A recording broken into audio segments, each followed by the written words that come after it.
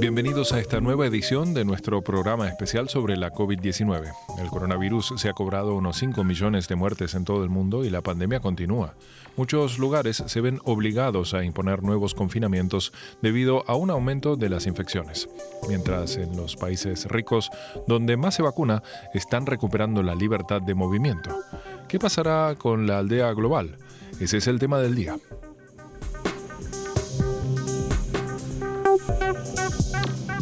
Nos desplazaremos hasta Italia para analizar cómo la pandemia ha afectado al turismo en la isla de Cerdeña. Pero también daremos un repaso a las consecuencias económicas y sociales de la crisis en Alemania, Asia y Sudamérica. La primera parada de nuestro recorrido es Tailandia. Antes de la pandemia, el país recibía unos 40 millones de turistas al año. Para muchos europeos es un destino soñado. Cuando el gobierno tailandés cerró las fronteras, el turismo se detuvo. Ahora algunas regiones vuelven a recibir turistas.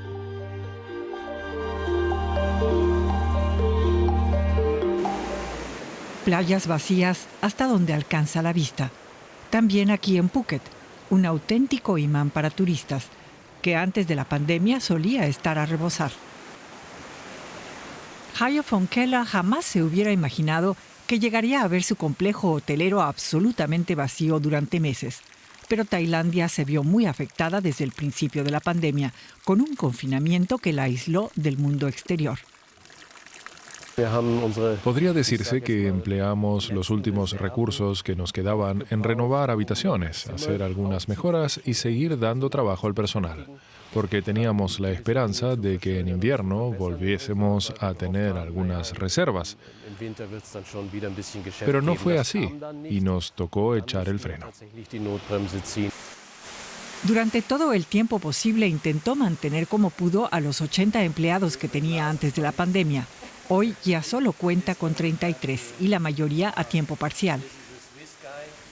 Desde agosto, Tailandia permite de nuevo la entrada de turistas al país mediante el llamado Phuket Sandbox, un proyecto piloto que incluye estrictas medidas de prevención del coronavirus. Todo aquel que desee entrar al país debe presentar una cartilla de vacunación, seguro médico, una prueba negativa de coronavirus y datos exactos de sus planes de viaje y algunos documentos más. Para muchos, demasiada burocracia. Si alguien tiene dudas o le resulta difícil, le ayudamos a tramitarlo nosotros. Es decir, es factible, pero no nos podemos engañar, resulta complicado. Sobre todo porque la mayoría de las personas que hacen la reserva no se imaginan todo lo que les espera y se dan cuenta después. Al llegar a Phuket, uno pasa al menos una semana vigilado a través de una aplicación. A esto hay que añadirle las pruebas PCR que hay que reservar y pagar antes del viaje. En el caso de una familia, esto puede suponer unos 1.000 euros adicionales. Aún no es momento para el turismo de masas. Ahora estamos recibiendo viajeros individuales, los que realmente adoran viajar o tienen un motivo concreto para hacerlo. Por ejemplo, a los que acuden a nuestro resort por nuestros programas de Ayurveda, que no son fáciles de encontrar en otras partes del mundo. Los hoteles más pequeños, así como los muchos restaurantes y comercios que dan fama a zonas turísticas como Kata Beach, aún tendrán que esperar largo tiempo. Muchos tuvieron que cerrar por la pandemia. Apenas hubo ayudas estatales y los bancos no concedían créditos. Además, mantener un restaurante o un hotel genera gastos incluso si no hay huéspedes. También aquellos con pocas habitaciones.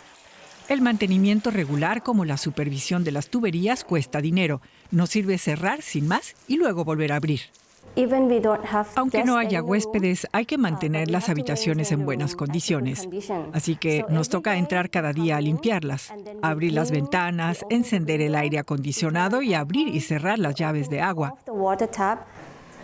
Hayo Fonkela confía en que en un par de semanas su hotel volverá a recibir suficientes turistas y volverá a contratar a su personal, aunque tardará tiempo en recuperarse. No creo que la isla vaya a alcanzar pronto el nivel habitual de años anteriores. Será una evolución lenta hasta llegar al turismo de masas que teníamos antes en Phuket. Quizás en la temporada de invierno-primavera 2022-2023 se haya establecido totalmente la normalidad. Con todo, cualquier indicio de recuperación constituye una esperanza para Tailandia, que depende en gran medida del turismo. Además, la tasa de vacunados aumenta paulatinamente en el país y no solo en las zonas vacacionales con proyectos piloto como Phuket. También en Europa, numerosos hoteles y restaurantes que en gran parte viven del turismo han sufrido durante la pandemia. Muchos quebraron y un elevado número de personas perdió su empleo. En la isla italiana de Cerdeña, el sector ha superado bastante bien la crisis gracias a la reacción de las empresas y la administración pública. Mesas vacías, instalaciones deportivas desiertas y piscinas sin bañistas. Muchos hoteleros temían la quiebra al principio de la pandemia. En la isla italiana de Cerdeña, esta pesadilla no se hizo realidad. En el complejo turístico de Forte Village, Paolo Mancuso y su equipo idearon rápidamente medidas para evitar contagios. Cada huésped se somete a una prueba contra el coronavirus. Las 24 horas al día hay un médico en el complejo y se desinfecta tanto las habitaciones como todo lo que llega al hotel. Gracias a ello, los turistas siempre se pudieron mover en el amplio complejo sin apenas restricciones. Nos sorprendió y nos alegró que muchos clientes alargaran incluso su estancia en nuestro hotel. Algo así no nos había ocurrido nunca a semejante escala y se debía a que aquí disfrutaban de una especie de normalidad.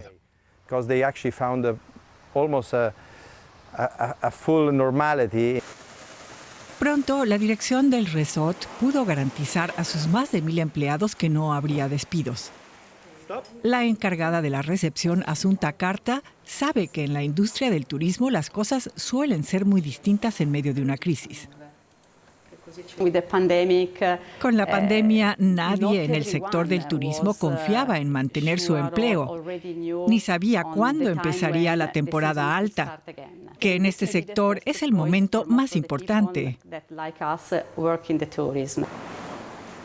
Especialmente los restaurantes y hoteles más pequeños en Cerdeña temían por su supervivencia, pues se quedaron sin clientes debido a las restricciones para viajar y a la desconfianza de los turistas. Sin embargo, Giovanni Cesa, encargado de turismo del gobierno regional, reaccionó inmediatamente. El político invitó a grandes estrellas internacionales del tenis a la isla. Asimismo, organizó carreras de autos y ciclismo, especialmente al principio y al final de la temporada alta, lo que la alargó considerablemente. Hice una serie de inversiones en grandes eventos deportivos y gracias a las retransmisiones en directo y al impacto en las redes sociales, en el mundo del turismo a nivel nacional e internacional, se corrió la voz de que Cerdeña era un buen lugar al que viajar. El resultado es que Cerdeña ha logrado sobreponerse a la pandemia mucho mejor que otras regiones que viven del turismo, en Italia y en el resto del mundo.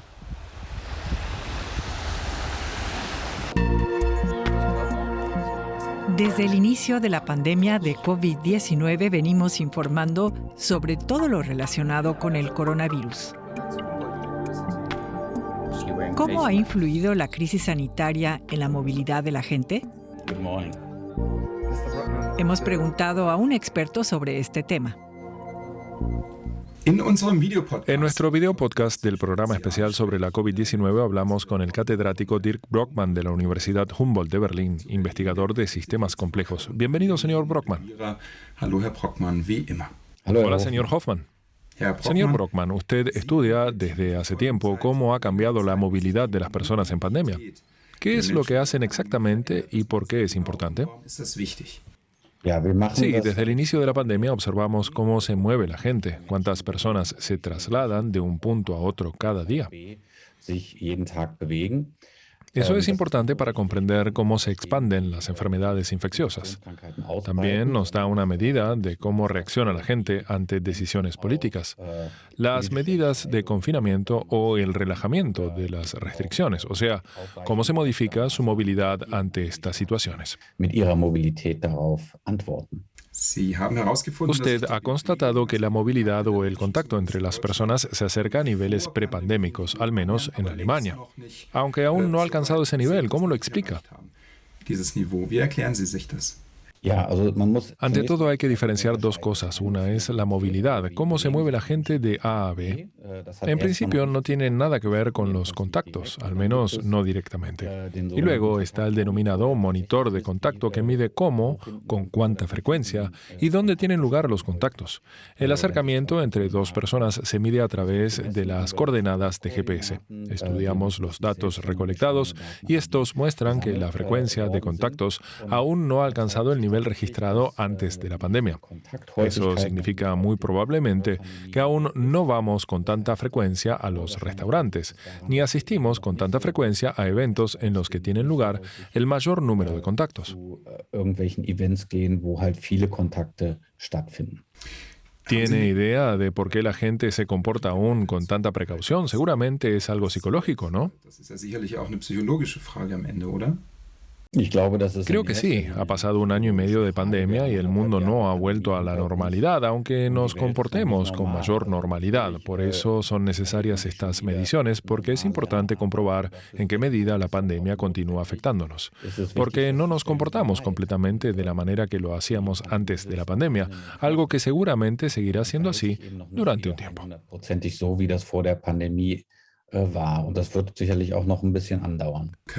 ¿Puede usted medir con qué rapidez los hábitos de las personas pueden volver a la normalidad? ¿Podría ser un pronóstico? Sí, estamos retornando lentamente al estado normal. Hubo un cambio de conducta realmente muy fuerte, una reducción muy grande de los contactos en la primera ola. O sea, cuando aún no se sabía mucho sobre la pandemia y el temor era enorme, eso significa que también los efectos de la percepción personal de riesgo han tenido una gran importancia, mucho mayor que los causados por las medidas de confinamiento o las medidas políticas. Y luego eso se ha normalizado muy lentamente, pero todavía estamos muy lejos de alcanzar el nivel anterior y eso se demorará un poco más. No podemos decir exactamente cuándo será, porque la vuelta a la normalidad ocurre con lentitud. Muchas gracias, Dirk Brockmann. Hasta la próxima. Hasta la próxima.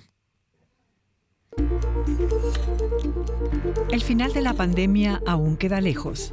Aunque en muchos países ricos la alta tasa de vacunación haya permitido que se levanten muchas restricciones. Java es la otra cara de la moneda. En la isla indonesia, las funerarias necesitan la ayuda de voluntarios para poder enterrar a los muertos de COVID-19. Ocuparse de los muertos. Para Antonius Harjono, un deber. El hombre de 53 años pertenece a un grupo de voluntarios que se ocupa en Yogyakarta de que los muertos sean enterrados en un breve espacio de tiempo. Mostramos responsabilidad y fuerza. Cantan el lema del equipo que siempre recuerdan. El grupo ayuda a las funerarias a enterrar en los cementerios de Indonesia al elevado número de muertos por el coronavirus. Aunque la cifra ha disminuido, la ayuda de los voluntarios es esencial. Lo peor del trabajo es el calor. A veces somos los únicos en llevar a cabo el enterramiento porque el resto tiene miedo. Por lo que tenemos que hacerlo todo, también excavar la tumba. A veces hasta respirar es difícil. Pero lo que impide a muchas funerarias hacer su trabajo no es solamente el miedo a los muertos que han fallecido de coronavirus. Muchos están agotados por el constante transporte de cadáveres. En la peor época de la pandemia, los cementerios estaban abiertos las 24 horas. Solamente en julio murieron aquí 570 personas, más que en todo el año anterior. Por lo general, Harjono trabaja como personal de limpieza. Ahora ha contribuido a que el sistema no colapse. Su familia está orgullosa de él, pero también teme por su salud.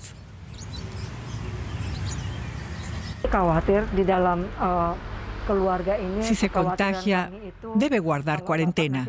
Y yo sola me tengo que ocupar de todo. No tendremos suficiente dinero y el bienestar de nuestros hijos dependerá solo de mí. Los sepultureros voluntarios esperan que su trabajo y los entierros rápidos ayuden a bajar la tasa de contagios y con ello también el número de muertos. Y también quieren ser un apoyo para las familias de los fallecidos. Es mi deber como cristiano, explica Haryono. Es un trabajo de riesgo, sí, por supuesto que tenemos miedo. Pero depositamos toda nuestra esperanza en el Todopoderoso. Es maravilloso ayudar a personas necesitadas y poder proporcionar seguridad.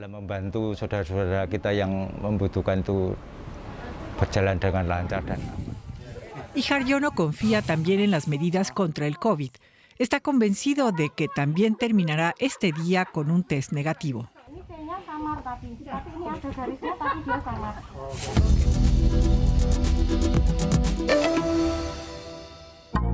Durante el primer año de la pandemia aumentaron las depresiones y los ataques de pánico un 25%, siendo las mujeres las más afectadas.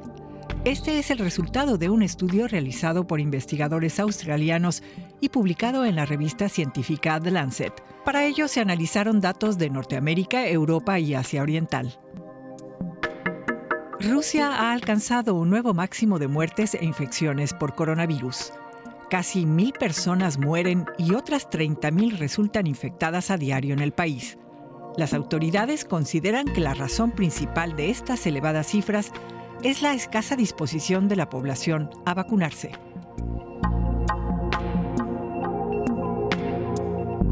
Italia ha eliminado casi todas las restricciones para eventos culturales.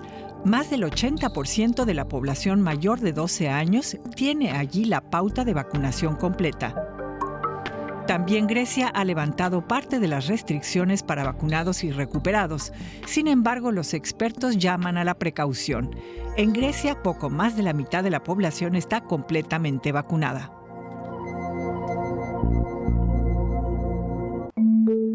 La pandemia está polarizando aún más el mundo, mientras en algunos países se vuelve a gozar de cierta normalidad, en otros, como en Argentina, las personas sufrirán durante mucho tiempo sus consecuencias económicas. En Buenos Aires, a muchos ya no les llega para pagar el alquiler.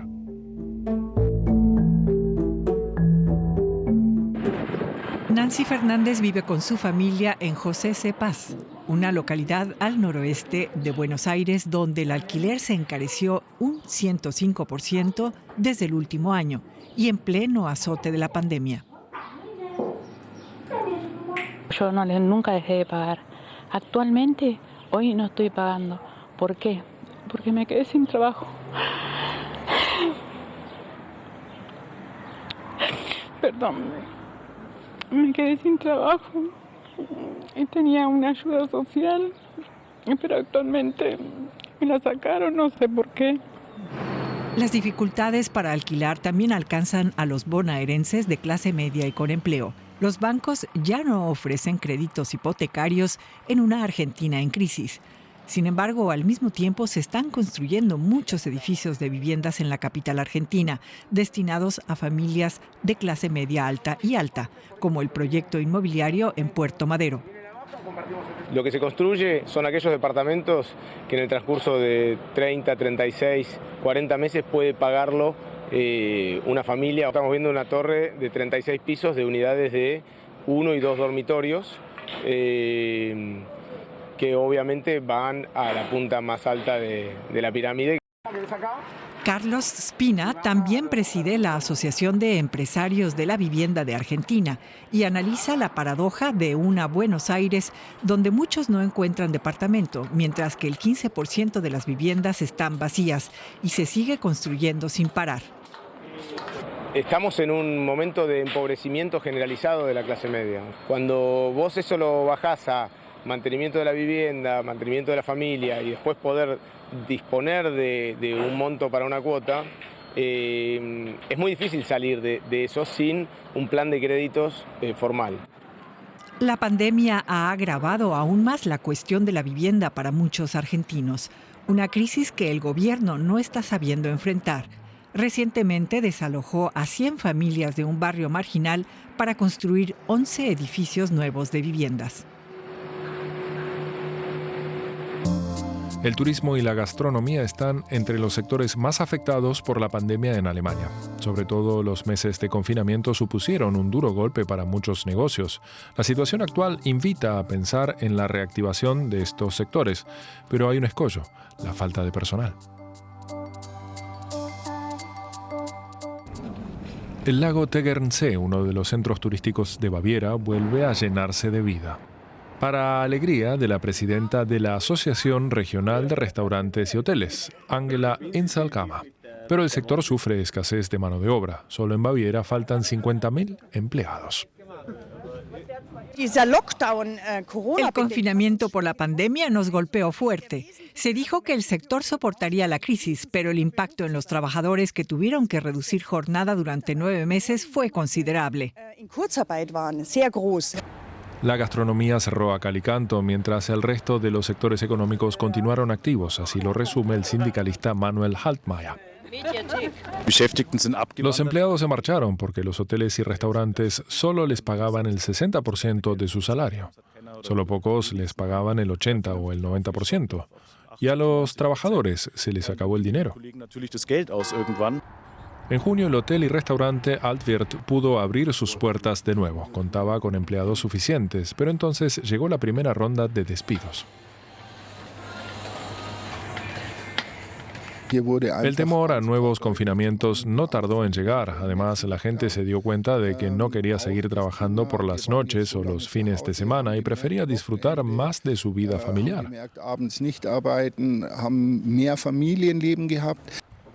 Ahora a Vogel le faltan 4 de los 7 empleados. Está intentando contratar a gente, pero apenas tiene 2 semanas de plazo.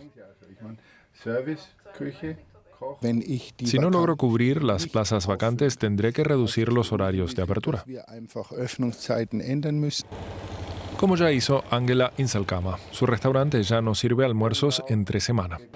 La también presidenta de la Asociación de Restaurantes y Hoteles de Baviera está convencida de que las condiciones de trabajo deben mejorar. La única forma de recuperar trabajadores es pagando salarios más altos, un aumento que lógicamente se verá reflejado en los precios del restaurante. Un claro ejemplo de que por un lado hacen falta mejores salarios y por otro horarios que permitan conciliar vida laboral y familiar en el sector. Las restricciones de viaje y los confinamientos han marcado la pandemia. Para finalizar este programa mostramos que estas circunstancias también han hecho despertar la creatividad de algunas personas. Un periodista de viajes alemán tuvo una idea especial: una vuelta al mundo a través de Alemania.